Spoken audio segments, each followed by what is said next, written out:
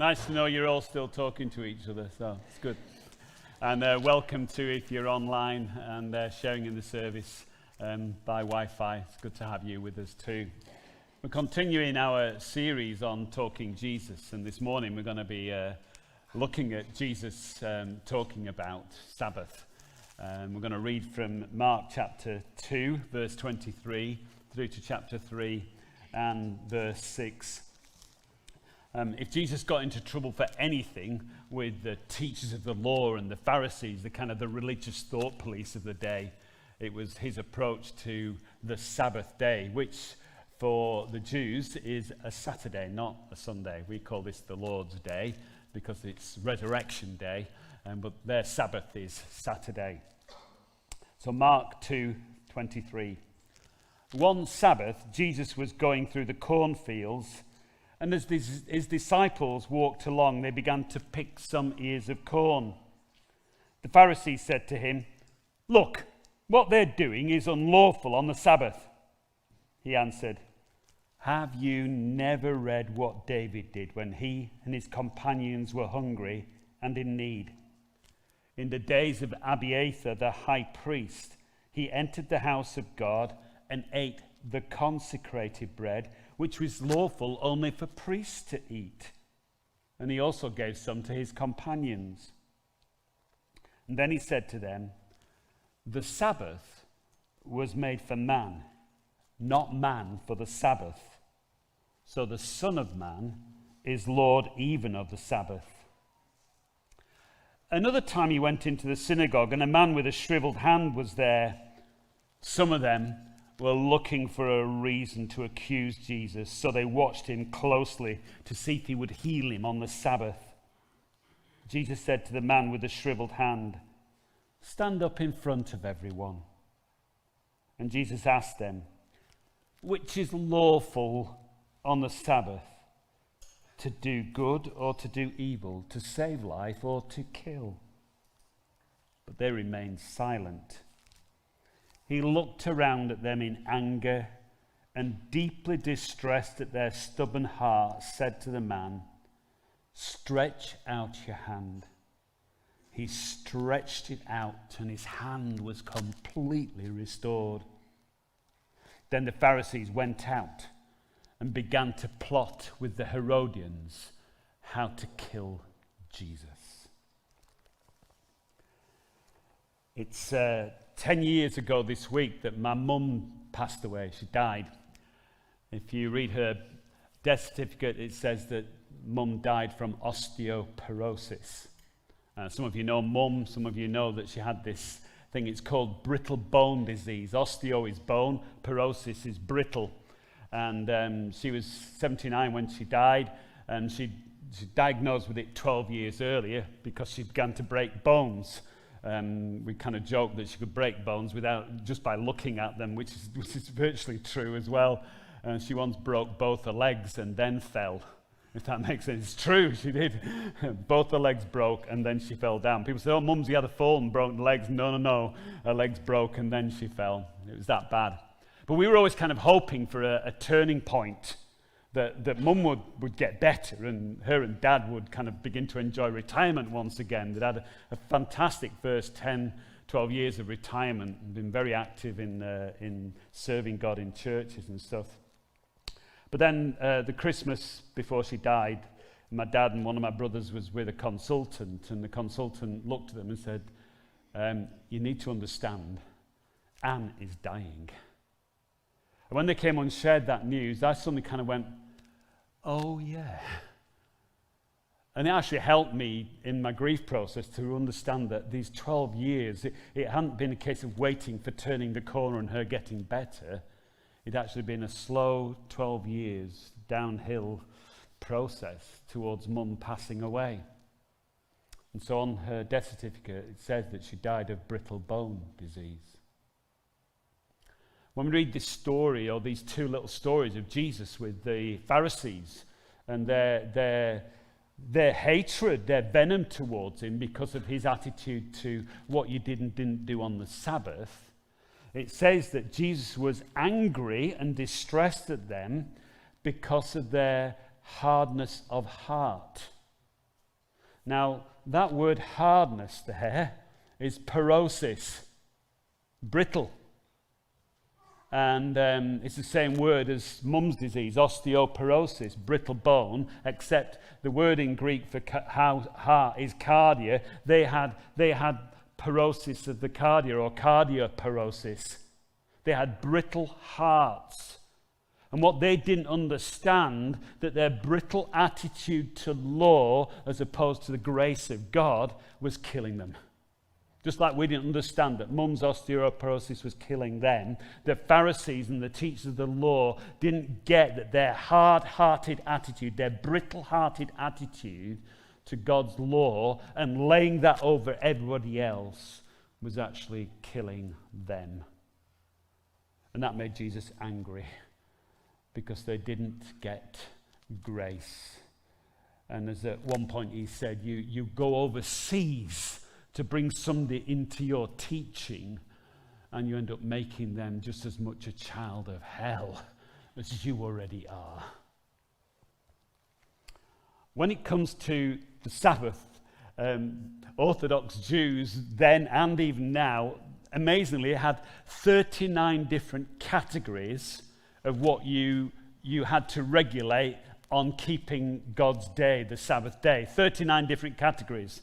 The worst thing was that those 39 different categories were also split up into loads of different things of coulds and could not do, and that ended up with nearly around about 300 different rules that you had to kind of keep on the Sabbath day. Now, before you think, well, it's not worth getting out of bed, because just getting out of bed is going to break a rule, don't forget those of you who learned how to drive, when you began to learn to drive, it was like, oh, do I press this now? Do I press that now? When do I indicate? When do I look in the mirror? And there's kind of 1,001 things to learn all at the same time. But as you learn, they just become so natural to you that, you set off down the middle lane of the motorway and you just fly. It's great.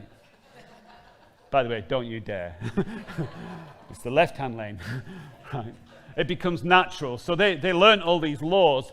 It not just become natural. It becomes something that they almost venomously protected, because they believed that somehow being obedient to God would keep them in God's good books, and that meant they lost sight of God's grace completely. So they had laws about what you could carry, what you could burn, what you could extinguish, what you could finish. Laws about not writing, laws about erasing, laws about cooking, laws about washing, laws about sewing, laws about tearing, laws about knotting, laws about walking, and laws about reaping. So when the disciples walked through a field and plucked an ear of corn, rubbed it in their hands, blew the husk away, so there was nice little bits of corn left for them to chew on as they were walking, that was work! Don't you dare work. That's Sabbath breaking. And for Jesus to speak to a man in the synagogue and say, stretch out your shriveled hand and heal him. That was work. That's Sabbath breaking.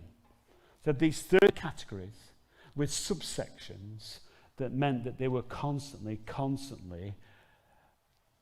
of looking at how they obeyed the Sabbath. I remember reading about this once and shared it a long, long time ago, and somebody came up to me afterwards and said, I know all about that. And it was the Shabbat Goy. Goy is boy. And because they couldn't light a fire on the Shabbat, on the Sabbath, they would literally set the fire the day before.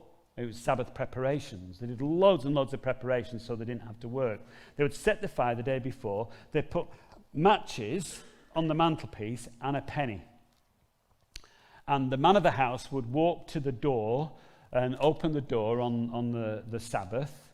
And the Shabbat Goy was a Gentile boy, a non-Jewish boy, who knew he could earn a penny or two by walking down the street of a Jewish ghetto and light fires.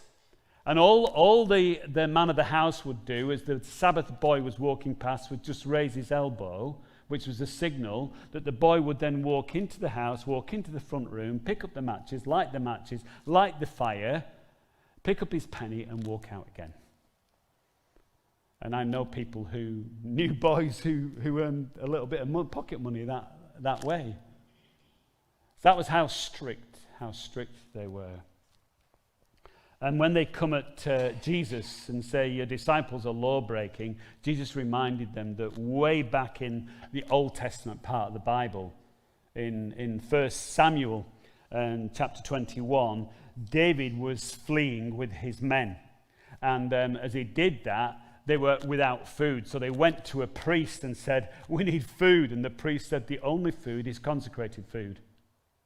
Every day they made 12 special loaves of unleavened bread that they presented to God.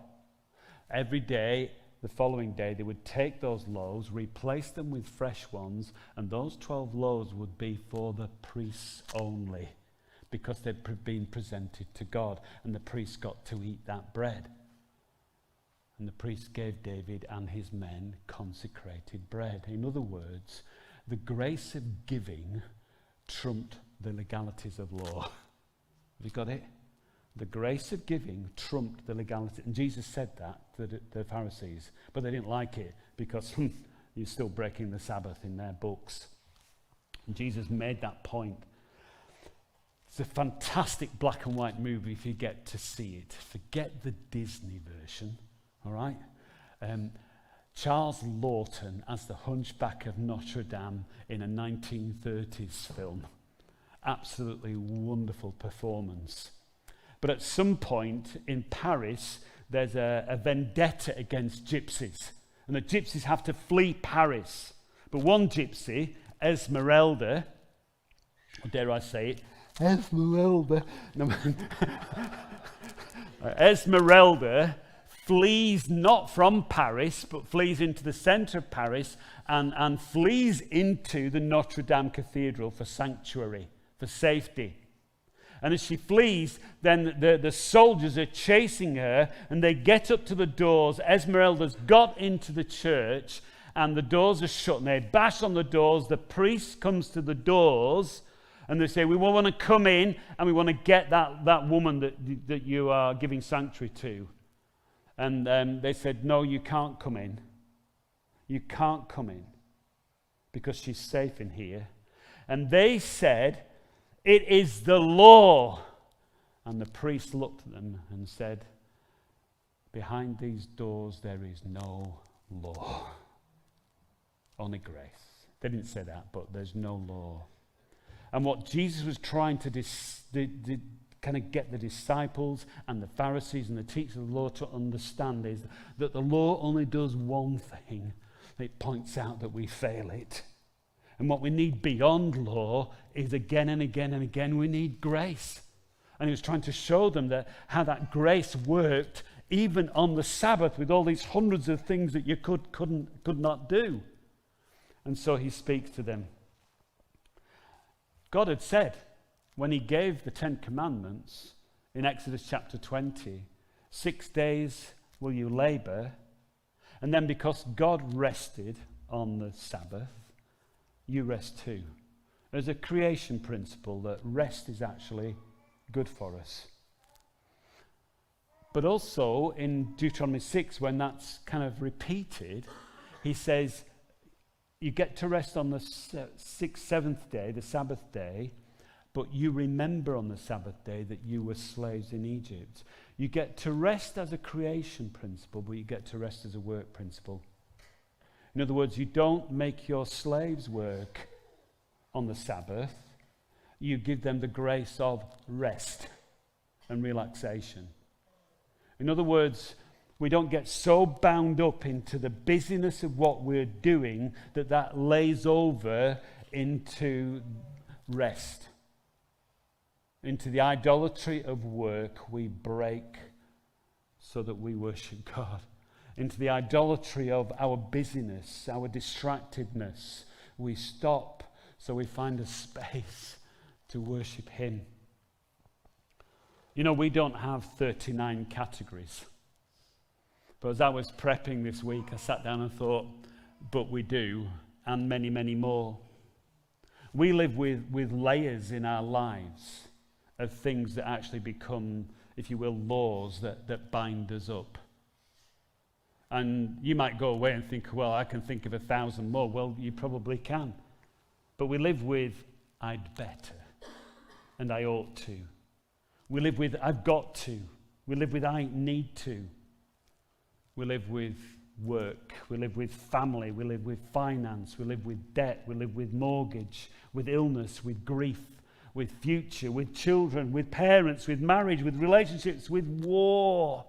We live with COVID. We live with clothes. We live with looks. We live with mental health. We live with feelings. We live with failures. We live with sin. We live with spirituality. We live with addictions.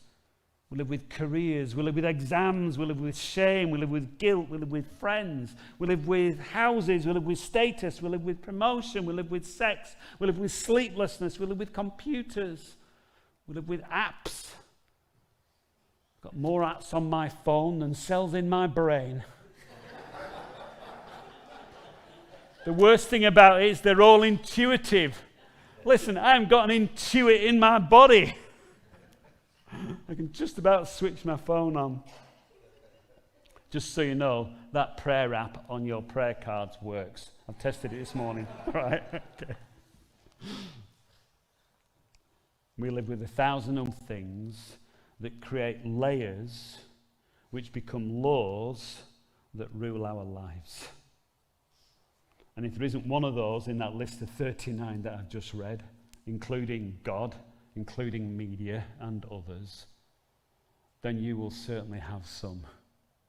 Because just the way, part of who we are and the brokenness of who we are works is that these layers become laws and stories that we tell ourselves that rule our lives. How on earth do we begin to break from those things? I love what Jesus said when he said in Matthew's Gospel, Good News story, in chapter 11, verse 28, he said, "Come to me, all you who are weary and burdened, and I'll give you rest. Take my yoke upon you and learn from me, for I am gentle and humble in heart, and you'll find rest for your souls. My yoke is easy. My burden is light." Now, you might have heard, if you've been around church a while, that the preachers who preach on this will tell you that a yoke was something that an oxen would have strapped across its back to marry it to another oxen so they could pull the heaviness of the plough or the heaviness of the cart. So Jesus was giving you relief from that. Some might say, you might have seen old pictures or pictures of kind of milkmaids carrying a yoke across their shoulders, and down from the yoke, it's like a wooden bar that nestled on their shoulders, and down from the yoke would be pails or buckets of milk. And they would carry this heavy load of the milk they'd just done when they'd been milking the cows. And those are good descriptions of what that word yoke means, but there was another yoke. And actually, if you put yourself under a rabbi, a teacher of the law in Jesus' day, that would be called the yoke of the rabbi. The yoke of the rabbi. In other words, the weight or the burden of the rabbi's teaching was something that you came under and you took up. And Jesus is saying, I'm a rabbi, but I'm not like the rabbis that are going to put burdens upon you. I'm not like the rabbis who are going to end up making you obey so many laws you don't know left from right and you don't know which way to put your socks on. By the way, I did have a pair of socks that had an R and an L on. And I didn't think it wasn't because I was stupid, right? Okay? They were Marks and Spencer's best. I got them for Christmas. And actually the way they were woven, they fitted one foot better than the other. And I tell you what, if you got them wrong, it was weird because you walk black. I do that. I walk like that anyway, so it doesn't matter, right? But Jesus said, I'm not like that. I'm not this kind of person who's going to put so much law on you that you can hardly breathe or live. My yoke's easy, my burden's light.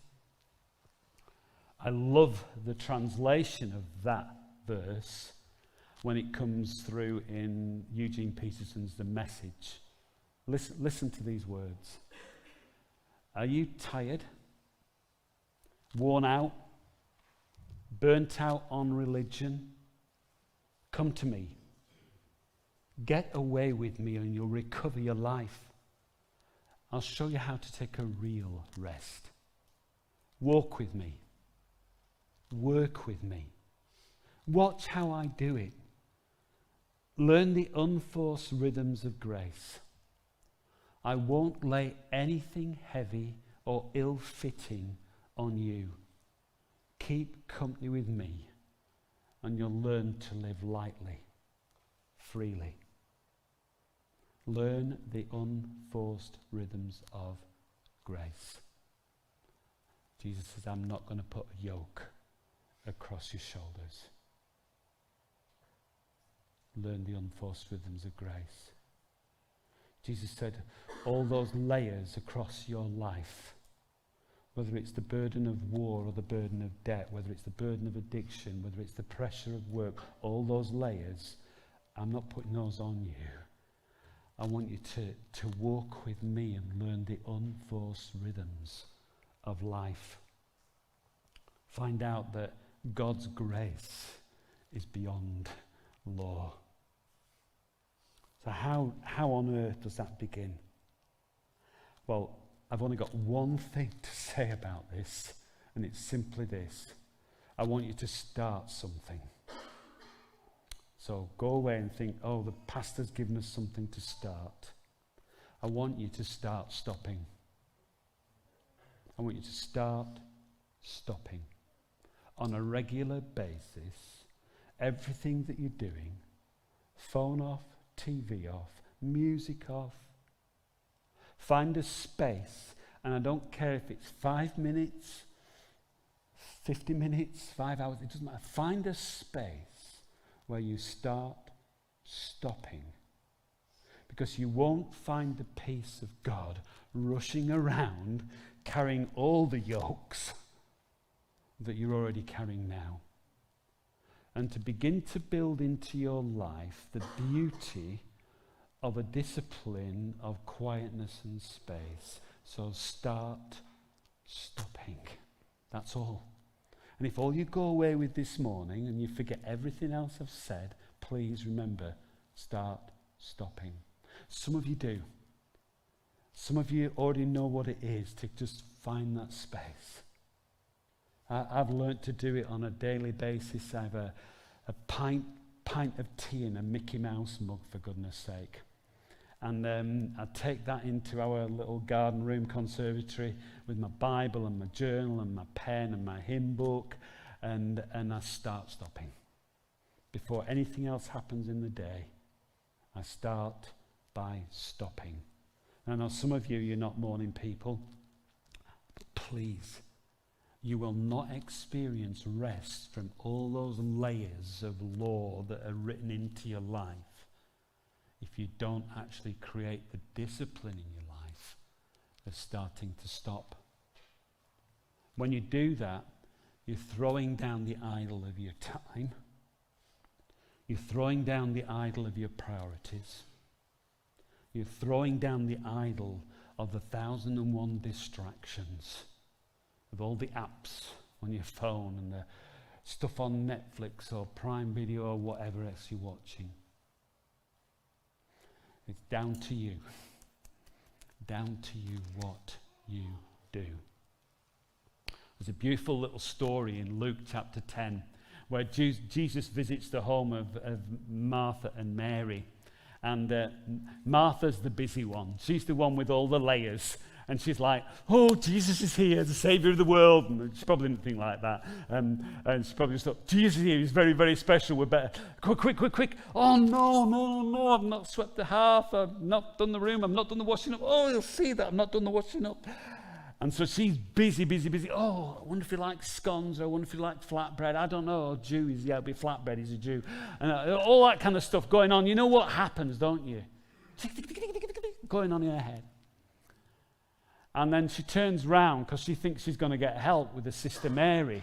She turns round and Mary is at Jesus' feet, knelt at his feet.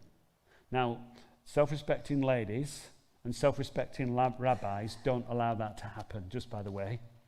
you would not have a lady knelt at your feet, possibly your wife, within the closed doors of your home, but nowhere else in public.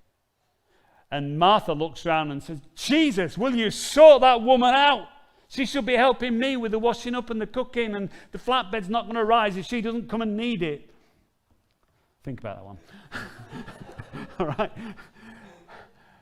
So Jesus looks at her and says, Martha, Martha, Martha. And you can almost feel the way he says it. He's like, he's trying to slow her down. And he says, you're busy, but Mary's actually chosen the better thing. What's Mary done? She started stopping. She stopped at the feet of Jesus. And maybe that's what we've got to keep learning and keep learning and keep learning to do. I have an old song from Sunday school days that rattles round in my head a lot. Said the robin to the sparrow, friend, I'd really like to know why these anxious human beings rush around and worry so. Said the robin to the sparrow, friend, I think that it must be that they have no heavenly Father such as cares for you and me. I just love that. I love it. And it stayed with me for life. So, the Sabbath is a law, isn't it? It's there in the Ten Commandments, and Jesus said those things aren't going to pass away.